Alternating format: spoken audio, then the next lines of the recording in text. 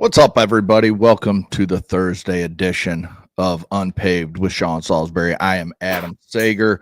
We got a ton to talk about. We're going to hit on our poll questions in just a second.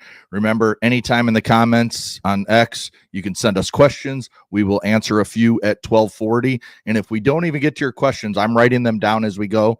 So I can, the next day, we can ask a question if we're short on some, or maybe I really like this question, we just didn't get a chance to get to it. So again, it can be about anything when it comes to sports, movies, TV shows. I know me and Sean both like to watch TV shows, so movies. Sean's a big movie guy, right, Sean? Big time. Always, man. Always. Go to the theater a lot. Always. When like the movie, good movies can't come out. I even go to some bad ones there, but I just like the theater experience, the movie experience, being there in person. I know at home you can do it, but it just doesn't hit the same. At one point, I was going to about 100 movies a year. I'd go and watch a double feature, triple feature. I would say probably half that now, but the good movies can't keep up with how many times I want to go. So yes, I'll pay extra for the movie theater experience. Absolutely. Well, and it's just so different now with streaming, with Netflix, movies straight to Netflix, with actors and actresses having deals with these streaming services that their movies just go straight there, or they'll be in a box, or they'll be in a theater, for a weekend, and that's it. And then they go right to streaming. So it's just a different world we live in than, even 5-10 years ago. Well, you'll even get a good movie out in the movie. A good movie out in the movie theater, and you'll blink in the next 2 days, it's already out on streaming. And so I know people like to have that luxury at home. I still like getting up and going, getting out of the house, spending 2 hours or even a double feature at the movie theater. So yeah, I'm in, man. They've made it a country club at the movie theaters anyway, delivering food to your table and everything anyway. So yeah, our movie theater actually in my town just sold, so it's not even gonna be a theater anymore. It's gonna be a church. So if I want to watch a movie, I got to go 25 minutes away. I miss things. I miss the old school. Honestly, I miss the old school.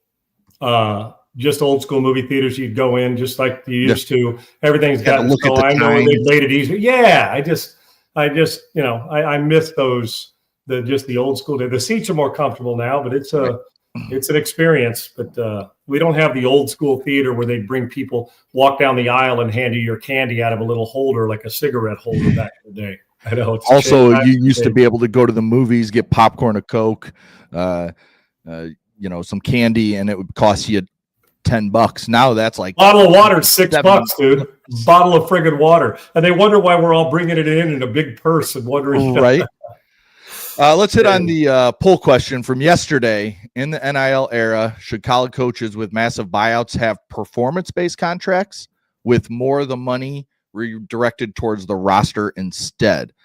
Yes, pay the players a little bit more, or no, pay your coach market value. And market value won 54 to 46. So, I mean, it was close. I think a lot of people still like the idea that the players get more, especially when you see these buyouts that are $60-70 million that are just being paid down by these billionaire boosters at all these schools just to get rid of them and hopefully get the next coach in that's going to win you a national title. But the players are starting to get theirs, and that's a good thing to see, but also we have to kind of take a breath on it too. We can't be having $40 million freshmen coming in the next few years.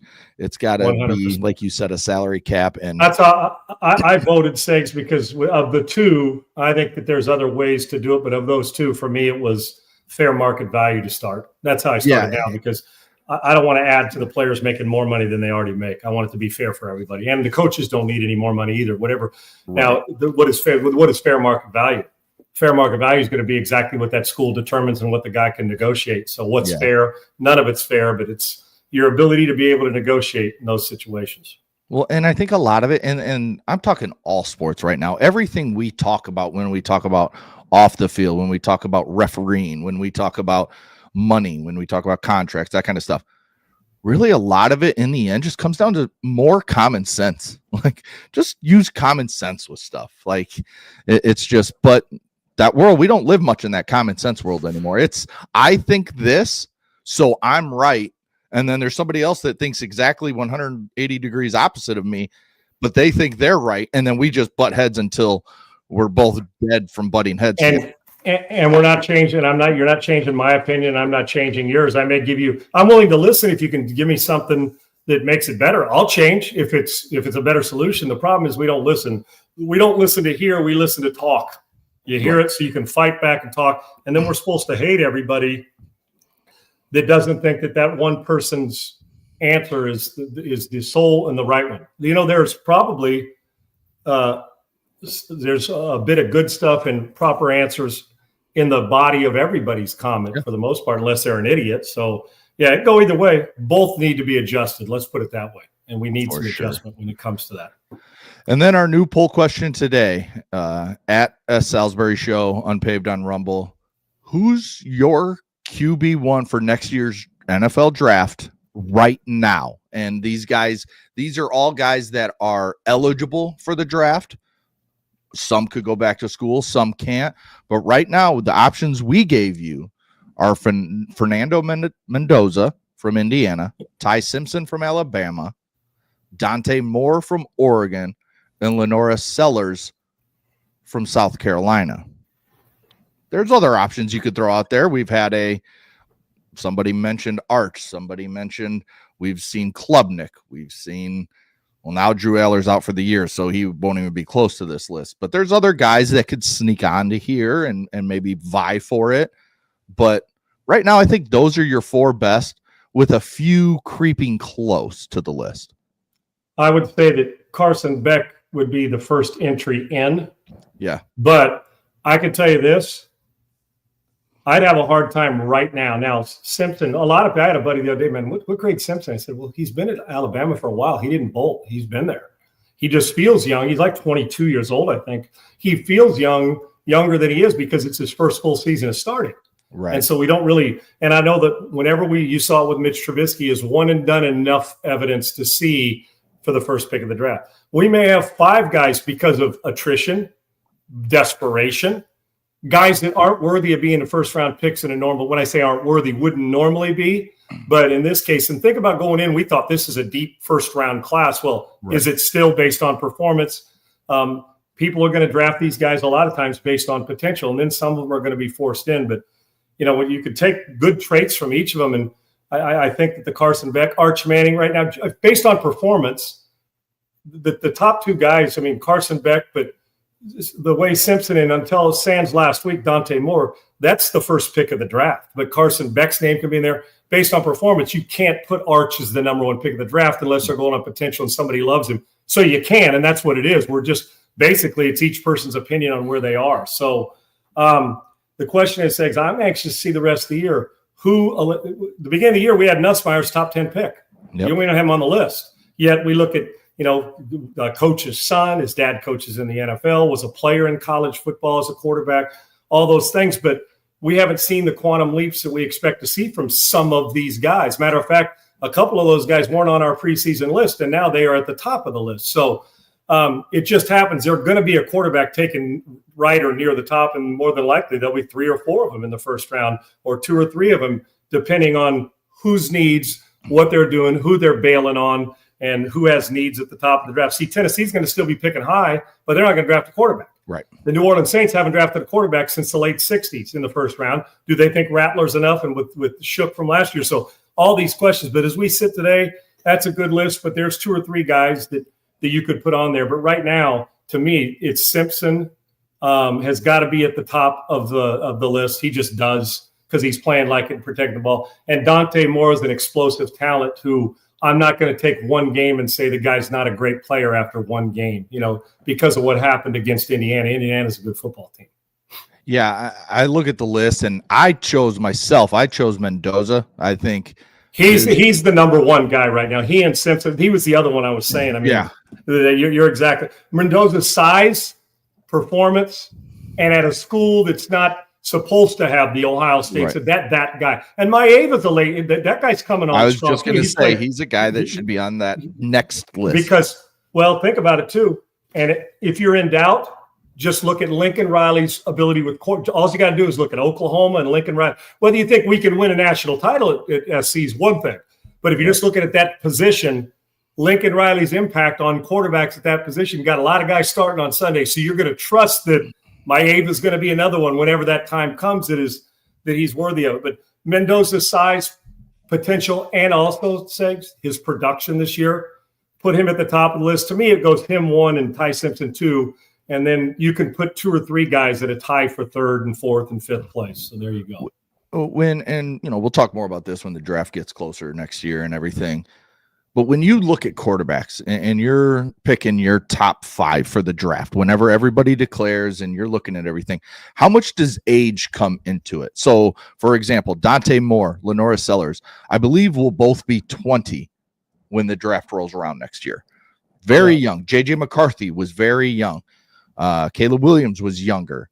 And we're starting to see younger guys because it's 3 and out. And a lot of times you've seen some quarterbacks go back to school and say, I want 1 more year of college to just get myself fully ready for the NFL. And maybe they're 24. Ty Simpson will be 23.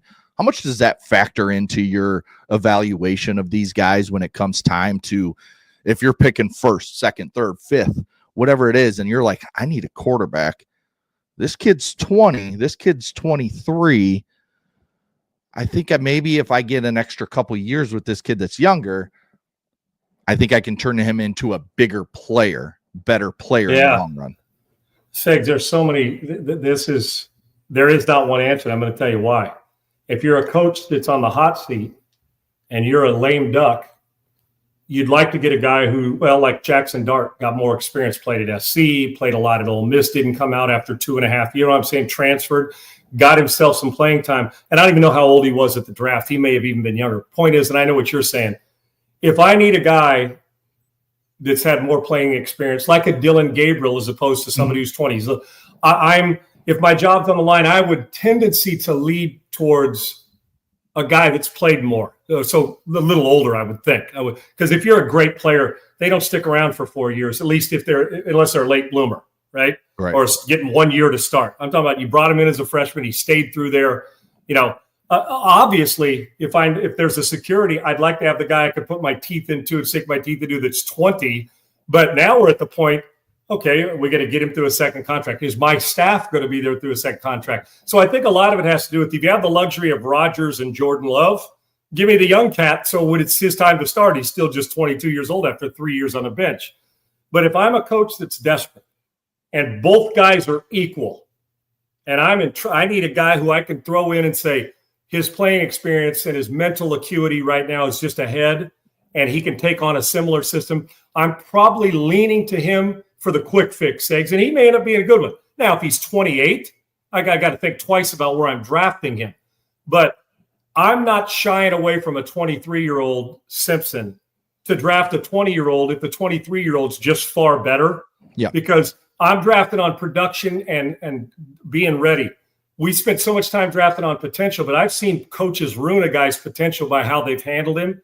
So for me, the situation on my team calls for it. If I'm right now, the Raiders, I wouldn't mind having a 20-some year, like a 22-year-old, 21-year-old, 20-year-old coming out and drafting him, since I got Geno Smith there and he's in it. And we also got to take into account, Sigs, this age is 25-year-old, 24-year-old quarterback ain't the same as the 24-year-old guys when I came out, because they're playing longer. Yep. They're taking less hits. So really, and some of them when they get the opportunity. So I guess I'm judging where I am with my team. But if the 20-year-old is far better than the 23-year-old and he's got more potential, screw it. I'm taking the 20-year-old and I'm going to train him the way that to fit in, and hopefully his football IQ is ready and a mental IQ or emotional IQ that he can handle all that when it comes to.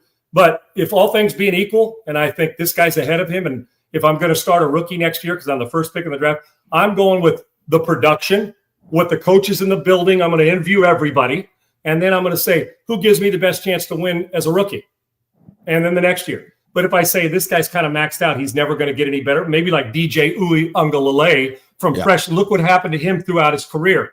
He was everything when he came in against Notre Dame and beat them with Trevor Lawrence hurt. Yep. And he never got better. That's what you have to take into account. is the guy maxed out at 24 or 23. So I'm not putting a big age unless there's a 6-year gap.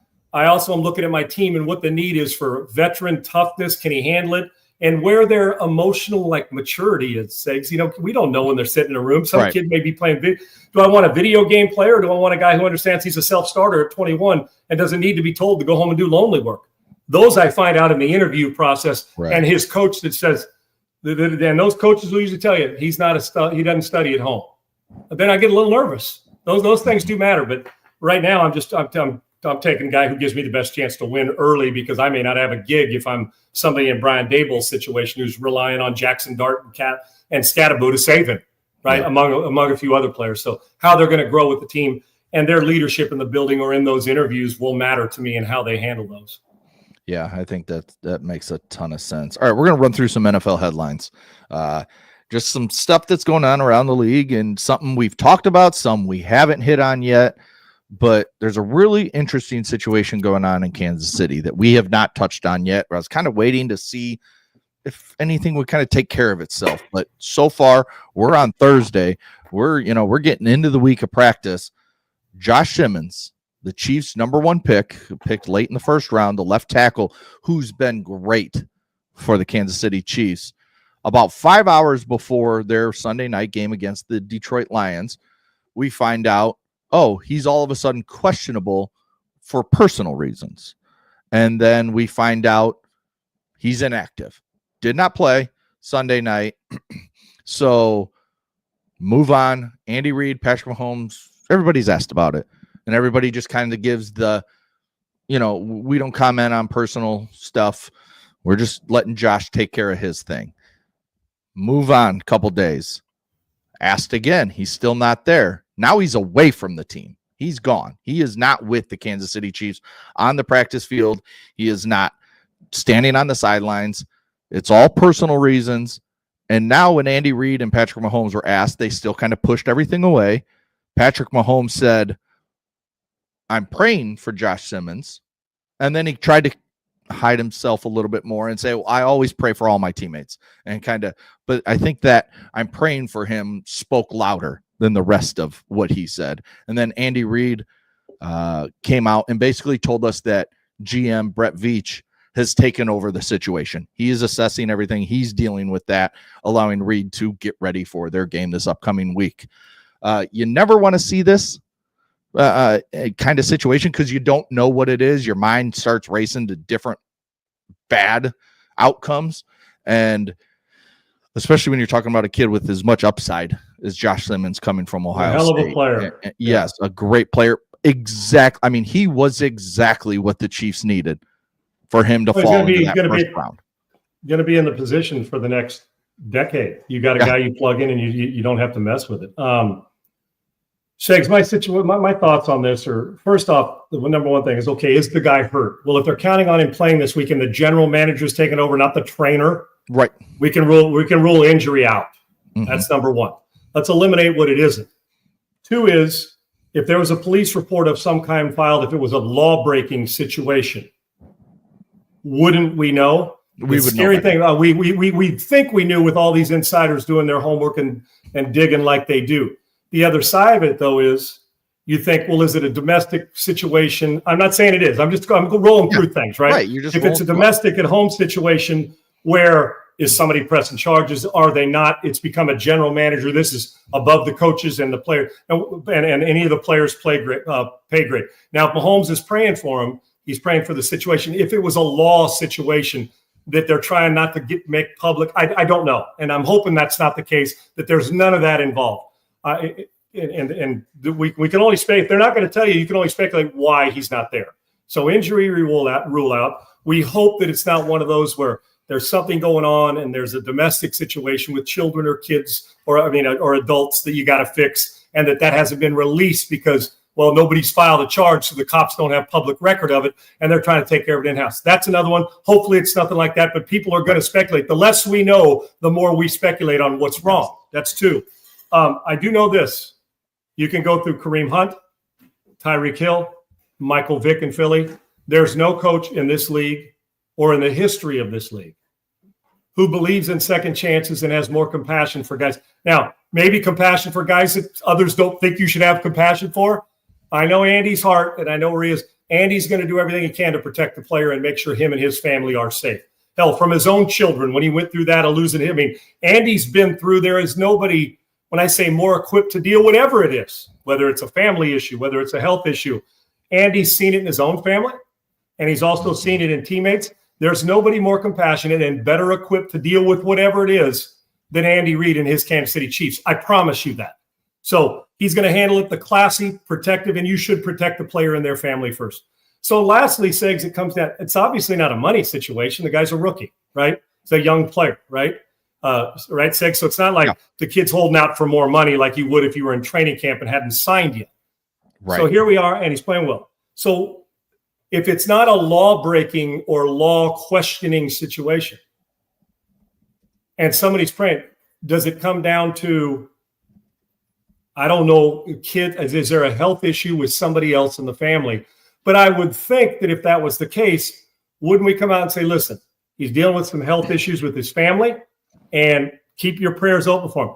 So, Segs, I honestly, we speculate and try to get out and say, this is what it is. I'm not burying the kid for something we don't know what he did. And I'm sure as hell not putting him in jail for something we don't know what he did. If he did something wrong, we're going to find out. If it's something that he's going through some mental health issues, which, hell, we see young, whatever that is, and I know people say, well, that's soft. I don't know. He could be going through something that there's somebody lost somebody close to him. We don't know. And I'm sure as hell not making fun of anybody with a mental health issue. If it's a legitimate, then, and he needs time away, and he's trying not to say that to people because, listen, the naysayers on Twitter jump all over and say, oh, don't be soft. Listen, man, every situation is different. And once again, we got to be guard, not just us, all of us guard against being quick to say he did something wrong as opposed to something's going wrong in his life and he needs help. I don't know what it is. And I refuse. I'll respond to the truth of it when it's, if he breaks the law, we got to talk about it. If it's a family situation that he doesn't want anybody to talk about, we won't even, hell, we'll speculate, but we won't talk about it. If it's something else, eventually we'll know, and then we can comment. So for me, it's a bummer that organization and him are going through it. I just hope that a family member is not hurt or unhealthy, and that if he's going through mental stuff, that he gets whatever needs that is. And finally, I hope that it's not something domestically where we find out that somebody was. I pray that it's not that. We'd say that no matter who it was. Oh, why is he out? We automatically go to the negative part, the bad part. Oh, it's got to be something he did. When it may be very well something that he's just having trouble dealing with. So for me, protect the player.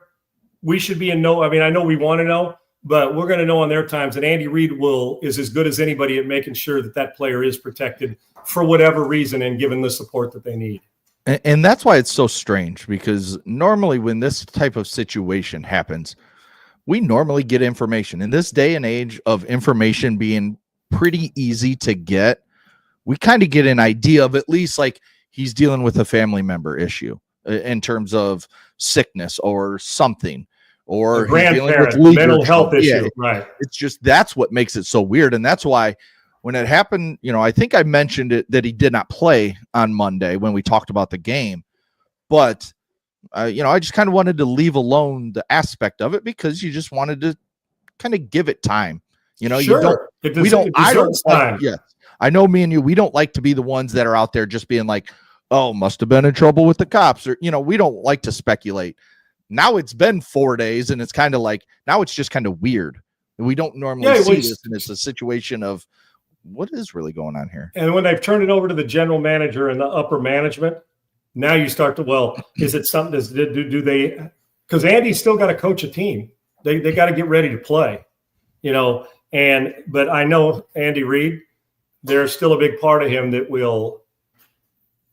cares more about the kid than he does about a win or a loss. I'm just telling you, he does. That's exactly right. So I don't know what it is. And hell, like I said, I always err on the side of that. Hope it'll get taken care of. And it's not a bad, it's bad when you're out for the team suffering because they need you or whatever. But I'm not going to err on the side of all of a sudden us just kicking somebody in the teeth that it may be 180 degrees different. I'll leave that to the insiders, and then we can talk about it after. And if it's something that he did wrong, I'm sure we'll hear about it and know about it. But in the time being, I would imagine if he's away that they're looking for some peace and comfort. And if Patrick Mahomes is praying for him, like he said, I would assume that it's a deeper issue than just I'm not showing up because I missed practice. Right. And listen, Oldman, I'm sure you can ask that too. Heck, that's being going about with Class A, which we got that's going on a lot. And now in this day and age, we wonder that too. I hope not, because that's grounds for some serious problems, and we've seen it hit guys already. But once again, let's hope we're praying for the guy for reasons that if he needs our prayers, that has something that can get fixed. How's that? Things in the right way. Right. Yeah, and it's just weird because now we're starting to hear speculation from the Schefters and Rappaports and Jay Glazers, the big time insiders, that possible he gets put on the non-football injury list, which means he's out for 4 weeks. So now from a football standpoint, it hurts Patrick Mahomes and Travis Kelce and that Chiefs offense. Definitely. Something else we saw from that game on Sunday was after the game when Brian Branch basically kind of bitch slapped Juju Smith-Schuster after Smith-Schuster he had an illegal kind of blindside-ish blocked him in the back pretty hard on a run play late in the game. And then that's how Brian Branch got back at him, by kind of slapping him in the helmet after the game, kind of in a cheap shot way, because Juju was reaching his hand out to shake his hand like everybody does after the game. And Brian Branch just laid out and clocked him. But Branch was suspended 1 game without pay. That was upheld after, everything is always challenged by the Players Association. It is upheld. Do you have a problem with it being upheld? No, not at all. I mean, listen, the 1 game, if they'd have said 2, it probably would have came down to 1 game after they appealed it, Segs. I don't have a problem, man. I just don't know why. It's an expensive one and you make a mistake. I don't have a problem with it. I mean, we suspend guys for stuff all the time, or at least look into it or fine them. The only way you stop stuff like this from happening, regardless of whose fault it is, and you get caught to say whatever it is the only way you stop it is you do 2 things. You either take away what they love to do, or you take away a lot of money. A little money doesn't hurt enough. You take away what they love to do, make the team suffer for a week and make him suffer, regardless of whose fault they. Detroit, I'm sure, has their thoughts on it and this situation, but it's a bad optic. It is not I think it's happened more than once in his career, if I'm not mistaken, Segs. I know that they said it. So they're also looking into that. They don't just all of a sudden throw it willy-nilly against the wall, although people think the NFL does all the time. When you've done it more than once, or you've been a probable, well, here we go again, you're going to get hit. I think this is the only way you could have done it. I have 0 issue with it. Hopefully, lesson learned. Good football player. Got to learn to control what's going on, not only on the field, but at the end of a game. And the NFL doesn't like optics like that. And so it needed to happen. No issue here. 1 game and move on. And once it's done, it's done. There ain't no grudge here. He's just got to learn to control a little bit of it, because they count on him and he's a good player. Yeah, yes, definitely. Tua Tagovailoa, he apologized to his teammates, his coaching staff, everybody, about his comments after the game about people missing meetings and everything. We talked about it earlier in the week. Too little, too late for Tua? Damage done. Yeah. The only reason he apologized because he said, and I hate to say this, is because he saw the backlash. He saw the backlash of throwing teammates. And then some guys, I can't remember, one guy said, well, it's in camp there. What's Tua talking about? That he showed up late to a meeting, everything was fine. So right. you start to get that. Segs, I'll never, ever, ever. Listen, I don't mind if you use the we.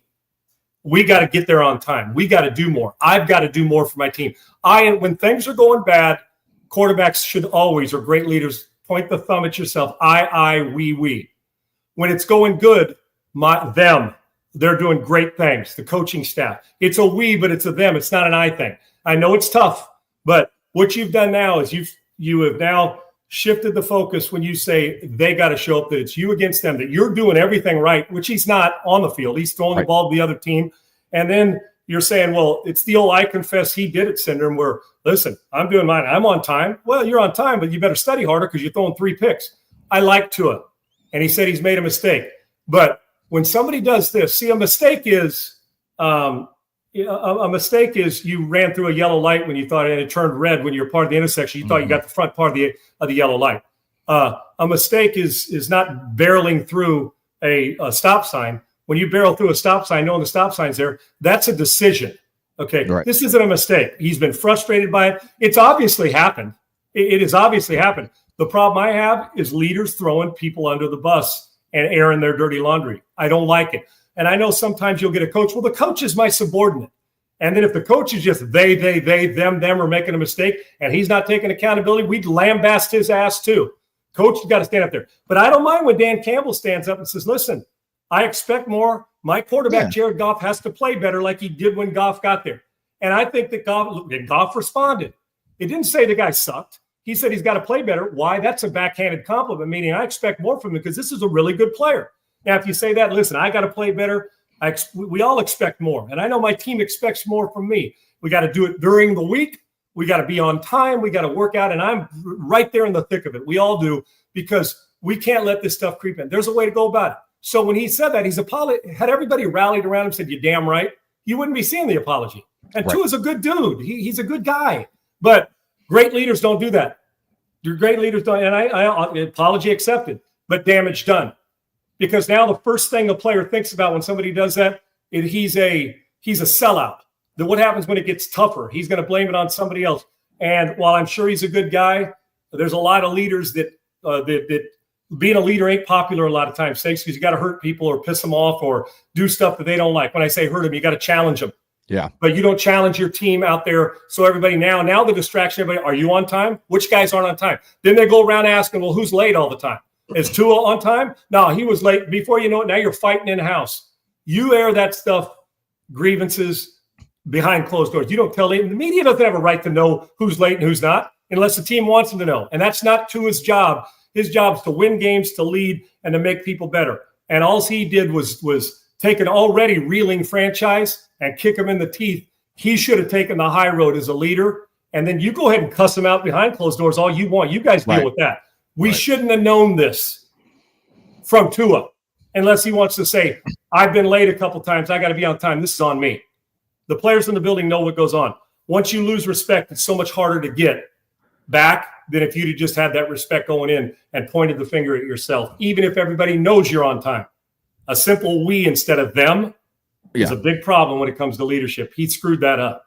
Well, and we've known this about the Dolphins. I mean, since they had team meetings in early in training camp and preseason because of shit that was going on at joint practices where they were fighting everybody. They had teams after their joint practices. I know the Bears were one of them, and I can't remember which Bear said it.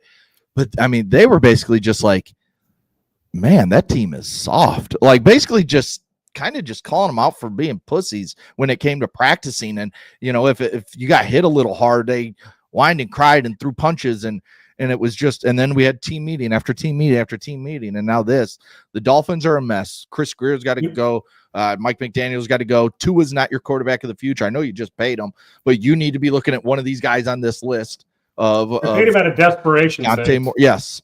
So I mean, it's a bad situation in Miami right now, and it's going to take time. It's like the Saints bad. There's no doubt. But at least the Saints aren't throwing each other under the bus. Right. They're taking care of it in how. I mean, it gets to a point where it's like, I just don't know what is there to gain other than you're trying to take the pressure off you for throwing 3 picks to throw your teammates under the bus. Right. Let in-house take care of it. If you're a good organization, if the coach is allowing it to happen, Mike McDaniel's ass is going to be run right out of the building.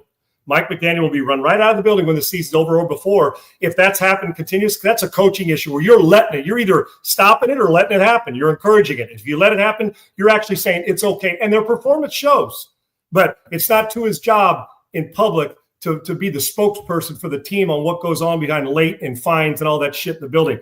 Go out and make it different and take care of it and handle that and yell and scream behind closed doors or handle it like you're supposed to. I'm going to tell you another thing, Segs. You go in that building and you're sitting there reeling for a franchise that's already reeling. How do you get it back into it? Now you're desperate to prove to the guy. So now you're like, oh, I'm going to throw him an extra ball. Now you get out of the mode that takes to win games. I'm going to tell you what, there's nothing more pussy than selling out teammates in public, one. And there's nothing more pussy as a team, like you said, than teams that regularly have players-only type meetings. Right. That's the first indication this team's headed south. Plan your golf resort trip. They're done. Teams that spend all this, have a team of players only. I've been in They had one of 1 year. It becomes a bitch fest because guys all think you're talking to them. The ones that are guilty damn well know you're talking to them. And then it becomes, well, what about you? What about you? Offense, you got, and before you know, you've solved nothing. Go fix it, go play, and handle it. And the truth is, where's the leadership of the front office and Mike McDaniel stepping up saying, this shit isn't going to happen, or cut his ass? Hell, if you want to, if the quarterback throws 3 more picks, 50 million or not, you want to send a message, sit his ass down. Right. Play Quinn Ewers. And that'll send a message that you, first off, don't talk on your teammates. Secondly, if you're not playing like a $50 million quarterback, I'm going to treat you like a $75,000 one. So get your ass to the bench. So, but the problem is, I don't think Mike McDaniel has any control over that team right now. That's just my opinion. Yeah.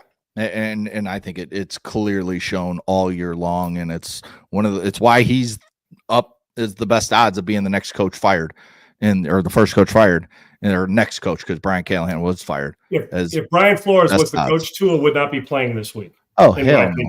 He would have said, that's not the type of toughness we like here. Take your ass over there and sit down, and we'll get back to you if the other guy, we'll talk. You fix your business. But it just, to me, I don't like teammates that sell other teammates out. Even if they're doing wrong, take care of it behind closed doors. Simple. It's not a hard thing to do. Yeah, definitely. All right. Before we hit perplexity here in just a second, remember, start at throwing the questions. It's time when we come back from hearing about perplexity and this great, internet thing they got going on. Send us your questions and we'll answer them right after this. Sean, hit me with some perplexity. Okay. Well, first of all, when you think about web browsers, we spend so much time on it. I know I do. We all do, looking for stuff, information for shows, AI, reserve, all the things. But we go in there and we tell, hey, AI, here, who's the top 10 best musicians? And they'll give you an answer. But what about if I want to make a reservation on a trip to Los Angeles to watch the Dodgers or watch Milwaukee play in Milwaukee? And 3 of my buddies want to go, and I want to make sure we get it all. So with Comet and Perplexity, here's what happens. You're going to do that, but they're not only going to give you the answer back. It's like a human living in your web browser. Let me tell you who Comet and Perplexity is. Comet is a new AI-powered web browser from Perplexity. And a Comet, it's C-O-M-E-T. It can navigate around the web like a human would, clicking, typing, searching, and scrolling, just like you would, getting what you need done so you can do more. So they're doing it for you after you tell them what you're looking for, and boom, you now can free yourself up to do other things, whether it's delivery, Domino's, book a personalized reservation. You want to buy something on Amazon. You want to book a flight for a hotel, find discounts with promo codes, send money, pay bills, all those things that Comet's going to take care of. Again, it's an AI web-powered browser from Perplexity. Listen, it sounds pretty cool, right? So let me ask you something. How much time do you spend every day on a web browser? Triple pop on in there and start toggling around, brother. How much time do you spend clicking online, searching, scrolling, typing, endless tabs? It's a lot, right? Okay, well, we want an answer, right? There is a new AI web browser from Perplexity called Comet, as I've mentioned. It's completely changing the way you're able to interact with your browser. Using Comet feels like having a personal assistant right there in your web browser, which is really cool. That can actually do the things for you across the internet, not just give you answers, do things, yes, do things, and not just give you answers. You can ask Comet to handle tasks for you, literally like clicks, types, searches, and scrolls away, just like that, just like you would, to get things done for you in the background while you go about your day. For instance, like let's say, all right, best college football places to tailgate on a Saturday. And then with that, they bring them up, say, okay, let's say it's Oxford, Mississippi. Then you're going to say, okay, reservations at the certain, old school, classic throwback hotel in town. 4 of my buddies, we want reservations at this steakhouse, at the library, at this. And here's the contact. Reach out, put it on their calendar, make us reservations, and here's the times. And they'll go take care of it all. Done. Bingo. Pretty friggin' cool, right? They can customize shop for you, make reservations, book travel, summarize articles or videos, send emails, schedule meetings, and make sure anybody that you need is scheduled for along the way. This is a new thing that is blowing up. It's the AI web-powered web browser, should I say, powered by AI web browser from Perplexity, and it's called Comet. So go there and load it up and get it done. So it's really, really friggin' cool. And I am so intrigued with this. I'm on it all day every day when I'm off. When I say all day, that may be a little hyperbolic, but whenever I'm doing it right there with Comet. So it is cool. So download Perplexity's new AI web browser, Comet.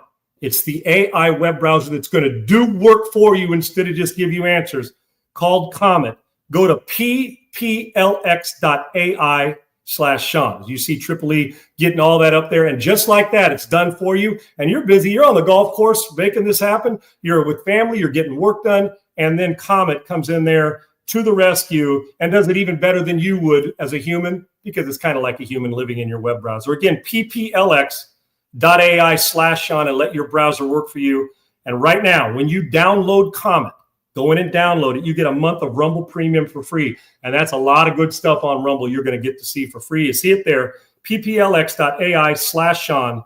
Go now and take back your time online, and it's going to be far more efficient and save you time. That's Comet, pplx.ai/Sean. It's an impressive thing, Segs, and I'm obsessed with it. And I think a lot of my friends are too after going on and using it. It just saves you time to do other things that we need to do, like talk about some of these teams and quarterbacks and matchups this week. Yeah, I mean, I think it's definitely something that I'm so fascinated to continue to watch the development of these kinds of things and what Perplexity and Comet, like what they're doing, and what are we going to be able to do in 5 years from now?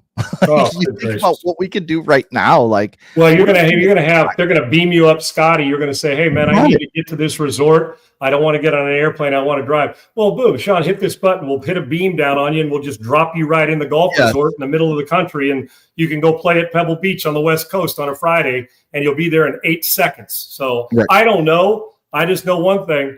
Perplexity and Comet are out in front of it all. I can promise you that. Yeah. So now it's time for our listeners' questions. Isaiah comes in and, he mentioned that he's a Wisconsin Badgers fan. The writing's on the wall that Luke Fickell should be fired. I've been talking about it on this show for about a month now, that he was one of my two that nobody was really talking about. And now Deion's actually won some games, so he's okay. He's fine right now. I still don't know that it's all worth the hassle and the money, but big win last week. That was the big one for them. Big one. Good for Colorado, but Luke Fickell and Wisconsin are terrible. And so the question is, who should the administration and AD be looking to hire for Wisconsin? Because we all know Wisconsin is one type of football team, and that is kind of like Michigan, that give me a bunch of big corn, kind of like Iowa, corn-fed white boys up front that, normally they're going to go in the first or second round on the offensive line in the NFL draft. They're going to play a long time. They'll beat you up physically. And then you have running backs that just pound it, outside, inside, outside, and they just can gobble up yards running the ball. Who fits that mold for you when you look at it for the Wisconsin Badgers? Segs, I'm going to tell you something. I'm going outside the box, not just name, but on my approach. It's time for Wisconsin to get caught up in the times of offensive football. It just is. Okay. It's time. Now, do I mind a bunch of 320-pounders up front? I don't care where they come from. If they can move the pile, I'm all in. It always starts with, I build it inside out. That means center, guards, quarterback, middle linebacker, interior line, build inside out. We know they can go get those big fellows that move piles. But it is time for them to do whatever it takes to find that quarterback and that offense. First of all, the head coach is one thing. We always talk about the head coach, but one of the brilliant things head coaches do is find great coordinators, because those are the guys that spend most of the time with the players. So Luke Fickell, fine, he's a defensive guy. Luke Fickell ain't coaching 1 ounce of offense, and it shows. He's a defensive guy, and their offense just hell. They didn't give Phil Longle much time, and they ran him out. He's the head coach, Sam Houston State, and then bam. And their program, they're offensively hard to watch. And it's the same look every year. Get a guy who's a transfer, a big old corn-fed white boy at times too, throwing the football for them, but they're not overly efficient throwing it. They want to beat you 17-14, play some defense, wear you out physically, and get a win 20-10 or 20-17. Now, if they're playing an inferior physical team, they'll run for 270, the Ron Danes, that who I'm talking about, Segs, and wear you out.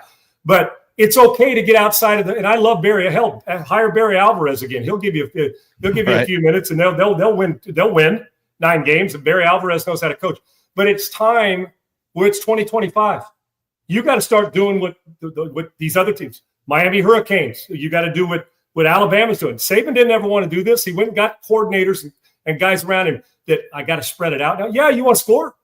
Wisconsin has got to find – see, it's not for me. Jim Leonard, when he was there on defense, they blitzed. He was the hell of a defensive coordinator. For me, you better start to get spend money and get supreme athletes and get the quarterback position sewn up where you got a guy who comes in and is a dominant player. Tell me the last time you looked at Wisconsin's offense and said, I'm not talking about Graham Mertz, who was there and transferred, that guy who's there that they all look the same. I'm talking about an explosive, talented quarterback where you said, damn, that team's a whole different offense where you still run it and be physical. But if you got it, when's the last time you looked at Wisconsin that they can throw it 35 times a game in a shootout and beat you? You haven't. You haven't in 20 years. You just don't. I'm just trying to remember Wisconsin quarterbacks. Yes, that's what I'm saying. You don't know. They're so forgettable. That doesn't mean they don't have good players. But sometimes you go there as a quarterback to just be average when you went in as a talent. To me, it's the head coach that turns the offense over to, and I'd like an offensive guy, and then go hire a great defensive coordinator, pay him. You got to get more heavily involved in NIL, and you got to recruit better. And you got to be willing to go into Florida and get there and try to steal their guy. And if you're willing to pay, you can get a guy from Texas. You can get a guy. Hell, one of my guys from Texas went there, didn't work out, and he transferred because the offense just is constantly boring to watch. Yeah. And I hate to say it, and boring to watch means you're not scoring enough. And in this day and age, you can be good defense. If you get a good quarterback and explosive offense, they're going to beat you 27-20. So they have got to get outside there. This is the way we do it at Wisconsin. Well, then this is what you're going to keep doing. You're going to keep finding new coaches, and you're going to keep having to find another one. Offensively, they are horrible to watch. They have got to absolutely go to – I mean, you got to go get a guy like – I'm just using him as an example. Go get me a Lincoln Riley type, but that loves physicality. I know that's not easier said than done. Go find me the guy who – and I don't care if he's ever had any affiliation with Wisconsin. I don't give a shit. Go hire the offensive coordinator from Ohio. Go offer Chip Kelly the job. Bring him from the Raiders and go offer him the damn job and say, I don't know if he'd take it. I'm just using him as an example. Spread him out and let's go. Let's attack it. Let's be one of those guys and then still run the football physicality, because if they don't dominate you at the line of scrimmage, they're not capable of spreading you out and throwing it time and time again to beat you. And you've got to have that ability. They are a horrible finesse team to watch. They are not fun. Let me throw 2 names at you, and you tell me if they would leave their current gigs for Wisconsin. Wisconsin's in the Big Ten. We've talked about the SEC. It should be a great job, too, Segs, because Madison's a great college town. It should be, if they're willing to spend. I didn't mean to interrupt. This isn't a hack job, but I almost feel like we're looking at it like Nebraska. It's got some history to it, yet they're struggling getting out of the doldrums of being a dominant team again. Because when they've had their best, Bielema, dude, they're winning 10 games, and they're always in the hunt, but they're doing it the physical way. They got to add some finesse to it, which you see Bielema doing a little bit of that in Illinois. He understands the expansion, and telling that guy to expand has always been tough, but he's buying into that too. So give me these names. So these 2 guys are in conferences. They are head coaches that are in conferences that aren't the Big Ten or the SEC, which are becoming the 2 main conferences in sports, it feels like, with the additions they're doing and everything. First one, Lance Leipold at Kansas has had really good success building that program up from, just being a laughing stock every year to a very good football program. They're not a bye week anymore, Segs. Right. They're not a bye week. Would he leave Kansas to go to Wisconsin? Absolutely would. Okay. Yeah, you're never going to be a guy I think should program. Be on the list. Gail Sayers doesn't live there anymore. God rest his soul. And while I love, but my boy Dylan went to Kansas, so I was able to go watch and be there. Segs, if you've never been to Lawrence, Kansas, take a time to go watch Allen Fieldhouse, watch the Kansas basketball team, or now the Kansas football team. And the last time I was there, you know what they were going through with the quarterback, the little dude when Mark Mangino was there. What I'm talking. The kid who was about 5'10", 5'9", but he was a winner, and Mangino had him winning 10 games.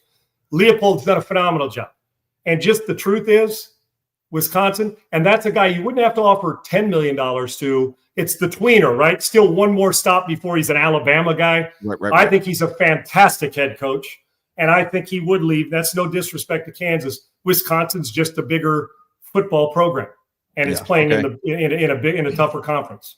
And then my other guy that I think is maybe a little bit harder of a decision, but that's Fran Brown at Syracuse. Now, we've heard his name connected to Penn State, but if Penn State goes to somebody else and Wisconsin comes calling, Luke Fickell's out, Wisconsin comes calling to Fran Brown, would you leave Syracuse to go to the Big Ten and join Wisconsin?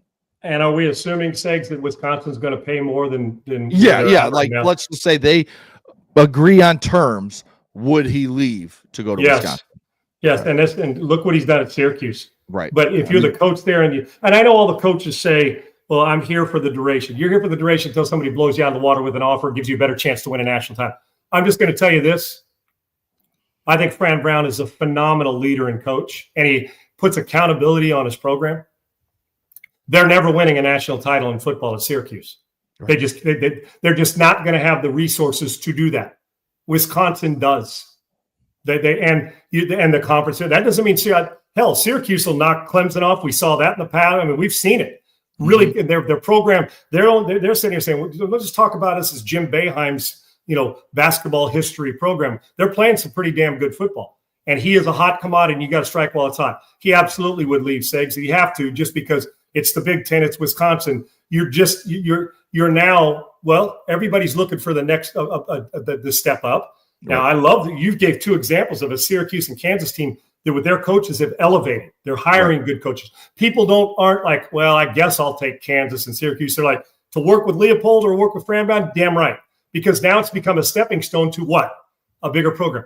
Let's just look at it plain and simple, Segs. More money at a bigger opportunity to win a national championship. Neither one of those programs are winning the national title, as they said, even with those two damn good coaches.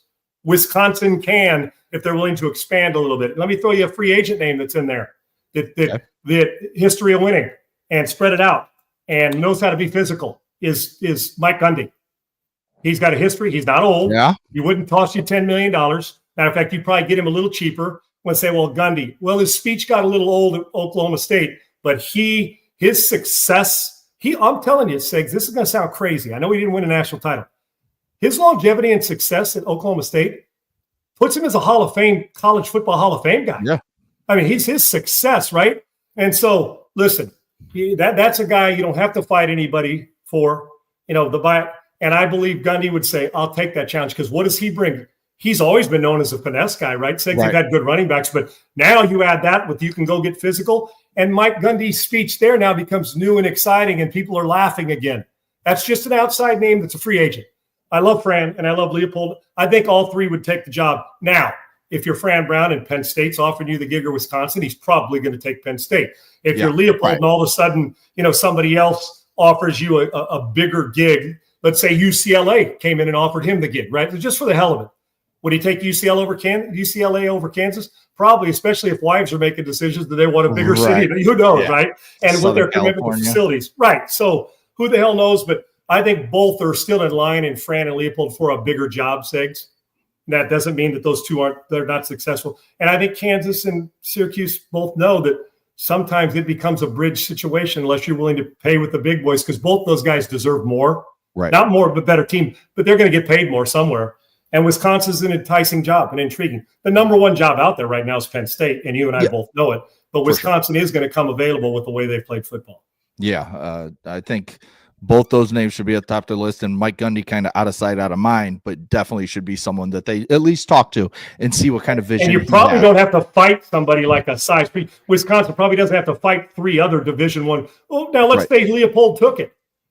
If you're Kansas, don't you, unless it's one of his assistants, wouldn't you call Mike Gundy? Yeah. His success of winning has been impressive. Every coach speech gets old, dude. I mean, it's time, okay? But Gundy's not done coaching yet. I'm anxious to see what this offseason or moving forward has in him, unless he wants to broadcast for a year and take time off. We'll see.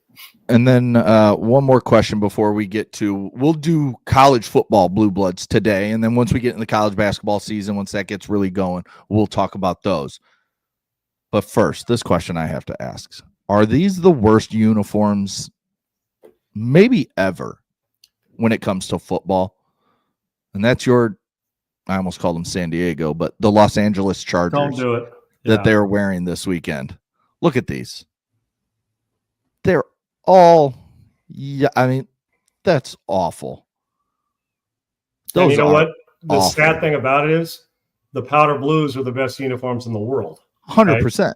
I would be okay, Segs, if you gave me powder blue pants with that look, just for the hell of it. If you're going to go just change them. I'm not a big yellow guy, just too much yellow for me. Yes. Right? If you wanted to go yellow jersey, powder blue pants with yellow socks, or vice versa, where the socks and the jersey match and the pants, no problem. The helmets are sweet. That's too much, man. That's too gimmicky, too much. Blue jerseys, gold pants, great. Or more trimmed, a thicker powder blue at the top of that where it takes over the shoulder pad at least. It's just too much, looking like a banana, or looking like what else is a squash? What's all, Segs, that look where you're like, Big Bird, you know what I'm saying? Yeah. Whatever it is, whatever we see that's fully yellow, it's like, okay, that's just too much of it. Some of that color's got to be, and I know, and then you're going to throw yellow cleats on me, right? So they're going to go with the gold or yellow cleats, whatever you call that color. I guess gold is what we're calling that, Segs, instead of yellow. It's kind of a tweener. Whatever that, it's just too much. I got to have it offset by something. It'd be a sweet uniform because they got sweet helmets. If you offset the color, I'd rather go all blue. Yes, I'd rather go 100%. Powder blue pants, powder blue Charger jerseys, white powder blue, and then give me a thicker gold stripe on it, or a yellow stripe. It's too much. And if you're going all gold, then throw me powder blue shoes on as opposed to the gold or yellow shoes. It's too much, and that's a bummer saying it for a team that usually does a pretty good job with all white look cool, all yellow. It's just too much of a popping color. Yeah. It's an in your face. It makes it too hard on the eyes. I don't like it. And I'm someone who's a Michigan fan. I hate when they go the double yellow. Like, it drives me insane. I hate the look. So I think that's where my mind went here with these, is the same kind of thing. And maybe that's just Harbaugh loving yellow. that's simply what this could be. It's really the fact that Jim just loves yellow. Is it maize? We really with Michigan maize and blue, right? Yeah. Right. So he's trying to bring a little maize to the Charger, right? Yeah, right. Yellowish gold. Yeah, who knows? Right. Jim's a different cat, but yeah, yes, those are horrible. It doesn't shock me that Jim is going with a wow factor, just to the shock factor, right? Yeah, Jim loves that. That's okay, but no, they're not going to win any awards. I can tell you that for best uniform. Let's run through our, we talked about blue bloods yesterday, came up when we were talking about Nebraska the other day, and kind of talking some college basketball as well. But we'll do college football today. And I think the best way to do it is I'll say one, you tell me if it's on your list, then you say one, and I'll say if it's on my list. Okay. I don't know how many you have. I have 1, 2, 3, 4. I have 8 that I wrote down. I got 9 with some do they belong ins. That's kind of what I have as well. So I'll go first, and I'll just say my Michigan Wolverines. Okay, got them. Check. Okay. My USC Trojans. Yes, I have them Trojans as well. So we're both there. 2 for 2. Alabama, of course. I mean, you go all the way back to Bear Bryant and everything. Yes, and the most historic. Now, we're not going in any order, folks. These aren't these are the just biggest blue blood. Throwing them out there. And the truth is, the biggest blue blood of them all is Notre Dame. Notre Dame Fighting Irish. Definitely on my list. Most historic program over the course of time, just for a lot of different reasons. Real quick, Segs, while you're doing that, just so people have an understanding. I know some do, but sometimes it gets skewed. And I looked it up just to make sure. Please let me find it.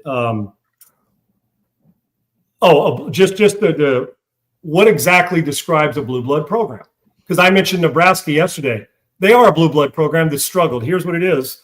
It's an elite and historically successful sports program, obviously most commonly found in basketball and football. They're characterized by consistent winning, numerous championships, and deep-rooted tradition, often leading to a sense of inherent prestige similar to how blue blood historically referred to European nobility. The specific list of blue bloods is debated, obviously, but they generally represent the most decorated, storied teams in their respective sports. Now, characteristics, decades of success, championships, tradition and lineage, all come prestige, resources. And then one was the ability, it doesn't mean not just quick winning and I'll get to one when we get to basketball, but a good example. But to be able to do it over history, and you're going to go through struggles. You don't lose blue blood status like a Nebraska would. Now, you may not have them in your top 10, but they still are a blue blood program with the history. And you go back to Tom Osborne and before him, they've had a long history of winning. And they're just struggling to get that blue blood prestige back that they've lost, but they're still blue blood. So that is what decades of success is at the top of the list. So I think we both have them all: USC, Bama, Michigan, and Notre Dame to start. So we're 4 for 4. All right, who's the next one, Sigs? Ohio State. Ohio State, got them. There you go. I got them on the list as well. I'll go with the U, Miami Hurricanes. I put them on the list. Okay, see, now I did not have them on the list. And see, I didn't want to look at it. I was just trying to think of off the top of my head, who would I put in there? And I did not have Miami. That would have been on that next tier for me. Perfect. No problem. I like it. I was also thinking about the number of players that have come through here, the prestige, and what people are saying about them when they've struggled. And here we are. So I would have them. They wouldn't be in my top 8, 7, or 8, but they are on my list as a team. And they battled a couple others, and I jumped them up. Even though I don't have 10, I have 9 with others in line. I put them in there, and maybe it's because a lot of those guys I played against in broadcast and then think of the Jimmy Johnson and back to Bernie Kosar and Jim Kelly. There's a history there, and I consider them a blue blood. Yeah, I'm surprised I didn't think about it. One of my friends, my boys play sports with them from another town just over the way, was actually on that 2001 Miami team. He was an offensive lineman there. So there you go. I didn't think about that. I have Oklahoma. I got them as well. Okay. That's a no-brainer. Oklahoma belongs on there and should be on there. I have the University of Texas, the Longhorns. Yes, I have them as well. So that right there that's 8. That's 9 and 1. Okay, when I said Miami, who did you leave off your list? It's not Miami. Georgia. Okay, so you think Georgia's got more blue blood history than the Miami Hurricanes? See, now I'd have to sit down and think of it because I did not think of Miami. So that's kind of where I'm at right now, where I'd have to sit down and really think about it. And see, I would put Nebraska's history, the longevity, over Georgia. Let me ask you this: before Buck Bellew and Herschel Walker, what'd you ever know about Georgia? Nothing. I can go you back to Johnny Rodgers and Coach Devaney, and Johnny Rodgers, a Heisman Trophy guy, all the way back to Mike Remington. I mean, back in those days, Tom Osborne, they won the recent national title when they won it when Osborne was a coach, when Scott Frost was the quarterback. So for me, I would put Nebraska. Now, if we're talking about last 15, 20, I get it. I mean, Georgia's one of those teams for me that was a little extra, Segs, that was there, that I think they're on the cusp. Another 5 years of this, and we throw them in. And I see why you'd put them as a blue blood. But I would actually put Nebraska's history and players drafted and national championships, I would put them ahead of Georgia. Mm-hmm. But I get why you forget. And then I go back to Miami, all the way back to when Jim Kelly was starting to build it, and then Bernie came on and they played, the game against where Turner Gill went for 2 and got denied, and Bernie's team. So there's a long history there and players involved too. And then prestige comes into it. And we've all mentioned the prestige at Georgia's through the roof. Right. If we were judging this on 15 years, Georgia being I wouldn't get out of the top 5 without mentioning them. Right. So there's no doubt. Yeah. So and I think that kind of goes with the whole some other teams that I don't have on my list on that next tier is LSU. Right. They are on my next tier. Yeah. Clemson, just with what they've done recently. Next tier. The Florida Gators. Florida State. Bobby. Florida State. I think that for me, Segs, it would have come down my 10th one. I'm talking about the long history, right? I would have had a hard time. My 10th one would have come down to Nebraska, Florida State, Florida in there, with Nebraska maybe ahead of the 2 of them. But the Bobby Bowden history and the number of wins and what they've done, it'd be hard for me to leave them out of my top 10. That's why I stopped at 9. And Nebraska, Georgia was just a cut below because of, if I tell anybody, okay, give me that aren't Georgia fans, just the national media, pre-1981, what do you know about Georgia? Right. But if I said pre-1981, what do you know about Nebraska? They'll know. Right. But Bobby Bowden's similar to they started that run, say it's like late 70s, early 80s, mid 80s. It's where they started going, when Casey Weldon and before him, and they started to win, and every year they were in position. And the Florida Gators with Spurrier and him winning a Heisman Trophy, they're in that group too. If all of them would be in my top 15. But Nebraska's history, not recent history, we're not talking about recent, we're talking about overall. But Florida State's got to be one we consider. In my opinion, they'd probably be 10th in a tie with Nebraska. Then the Georgias go there. I kind of look at Georgia like Gonzaga when we get to the basketball side. Okay. Mark Few, that is a blue blood program now, Segs, but pre-1980, before you were like Stockton. Gonzaga was St. Mary's, and when you were getting, like when I was in basketball and I was getting recruited and Gonzaga sent you a letter, I was like, oh, this is really cool, but there's bigger programs. Now if you get recruited by Gonzaga, three top one pick, one and done will go to Gonzaga. So that's late. So I kind of put them in the same history of, and their coaches withstood the test of time, right? Yeah. Mark Few's been there forever. They've built reverence. They've built national publicity. We want to watch them play every week. So, but yeah, we're on the same page, dude. We're close. It's that it was easier to pick the first 8 or 9 than it was the last 3 or 4 for me. Right. Like the ones that we started with, those rolled off as I was typing them in my notes. I'm just like sitting there watching my boys football practice last night. I'm just like, like it took me no time to get those.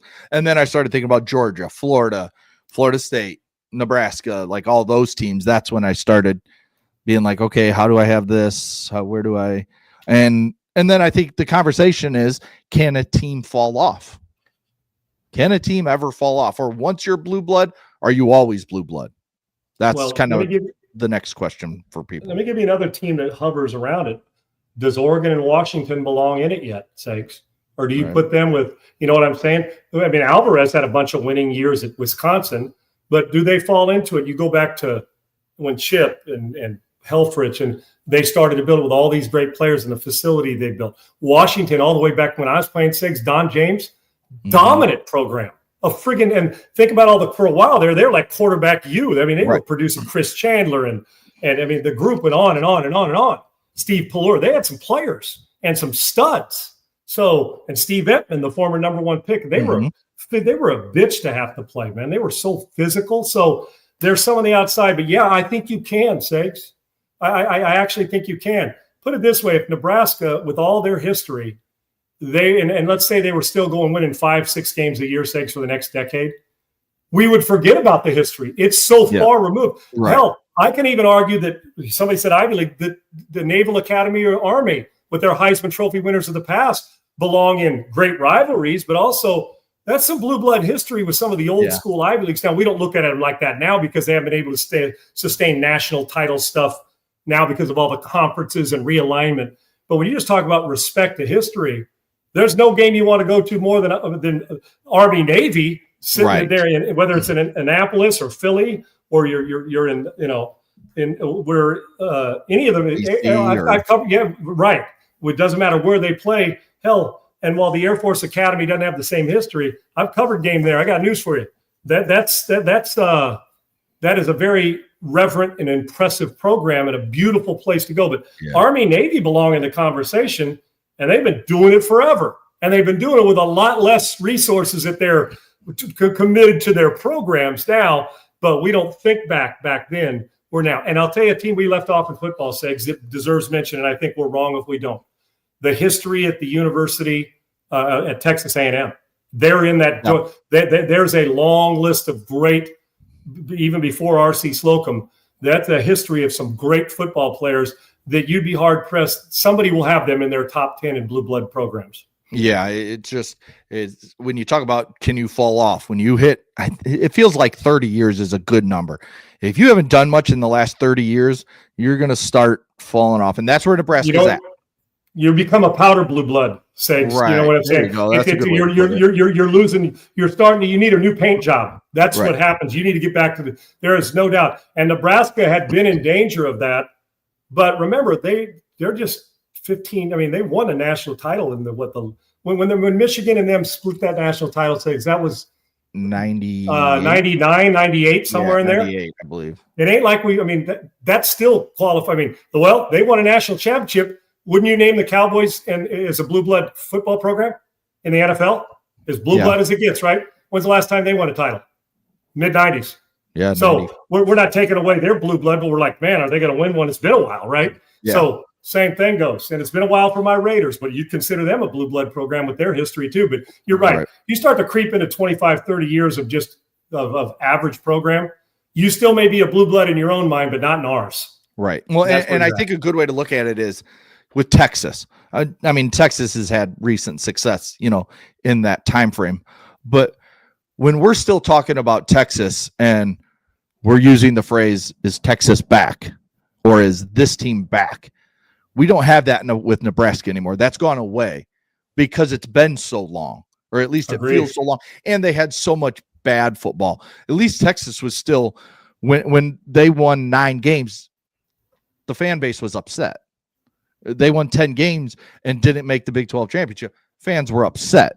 Whereas Nebraska, they have great fans and they continue to show up to those football games, but the national media and stuff don't ask the question, oh, they got Dylan Raiola. Is Nebraska back? That's not asked. It's, we have to see it for multiple years before we put you back there. And we also do this too, Segs. We like, well, it's not, is Nebraska back? It's when is Nebraska coming back? Right. We're asking that. And it's like, and you're getting to the point now you win 9 or 10 games at Nebraska, you get a pay raise. You win 9 or 10 games and lose to Oklahoma back when that was there, that your rival, and you win 9 or 10 games, but don't get into a national championship or in the Final Four. Now, back then, the Tom Osborne, if they weren't winning national titles, people would have liked it. Now you win 9 games, you're good. It's good. But 9 games that true blue bloods that are still, that are blue bloods that are in it, Texas, USC, Notre Dame, we're crushing you. Yes. If you 9 or 10 games lose to your rival, you're USC and you win 10 games and lose to Notre Dame and UCLA every year and don't get to a national championship, your ass is gone in 3 years. Right. You're done. So it's there's some history at those, and LSU's another one. They've had Heisman Trophy winners, and I'd love to say they're in it, but they're in that category. Georgia, but there is some great. Hell, SMU's got some phenomenal old school history with some great players, but it had been a while since Dickerson and James and that group to be dominant, and we got them in the playoff last year. So, I think that Washington probably deserves more respect from us as well. One team that we haven't talked about, and they have the past, and I know things are bad right now. Well, the past 3 weeks, Penn State. We didn't even mention Penn State, and I think they're in that discussion. Did you? I didn't. They were on here. Oh no, Penn State's blue blood. Yeah, okay. It just literally popped in my head. Yeah. I didn't mention because I wanted to check on. Yeah, I have USC in my 9. USC, these are no-brainers for me, Segs. Right. It's USC, Bama, Michigan, Ohio State, Notre Dame, Penn State, Miami, Texas, and OU. Then there's Nebraska, Georgia, LSU, Washington, and you know who else? And Florida State, Florida. Yeah. You know who else we left off that list? Gosh dang, it was just about to hit me, man. Are we going to give any love to, is it in the Big Ten? Who am I leaving out, Seg? It just, while I was going through Penn State, it hit me. I said, well, are we discounting this team? I mean, Tennessee, there's going to be some argument there, but I don't look at them as a blue blood program in basketball or football right now. They're to maybe a second tier down. I'm forgetting somebody. It's not that big a deal. It'll hit me right when we go off the air, but it's not Slippery Rock, right? No, Bowling Green, possibly. Possibly. Yeah. Possibly. As long as you don't keep trashing Slippery Rock. The Rock. I just simply call it the Rock. Yeah. I mean, we need to talk. How can Penn State not be on your blue blood program, dude? I don't know. I tried to do this off the top of my head without looking. Yeah, there's all these lists, and maybe it's just. And Texas A&M, like I said below, right? Maybe it's just the hate for Penn State that I have, that I just consider them like. You're just there, but they are a blue blood program, no doubt. Yes. All right, real quick before we get out of here, Steelers at Bengals tonight. Steelers -4.5. Over under sits at 44.5. I don't trust the Bengals a lick. I just don't. I think Rodgers is coming into his own. I think this is like a 6.5, 7 point game. Give me Pittsburgh. I like the old school veteran quarterbacks, and Flacco keeps grinding, but Rodgers is starting to elevate his play. I think the Pittsburgh Steelers are about to hit stride and prove that they can go win the division, and I think they can. Give me Pittsburgh. There's just not enough on Cincinnati's offense to get it done, I don't think.